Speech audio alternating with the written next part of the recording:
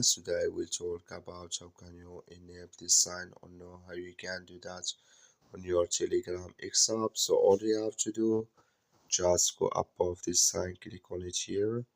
Then it's going to show for you a list like this. Then all you have to do, just click here on settings. So then you come to disappear. Then all you have to do now, just go down here. So then you click here on interface, click on it.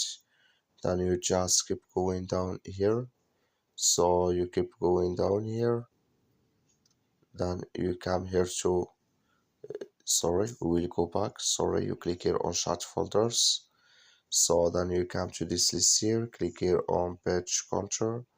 You come here to include archived chats, click in this side. Then like you see here, color show for us, let's me include archived chats enable with us now. That's all you have to do. Thank you for watching. Don't forget to support us by liking and subscribe.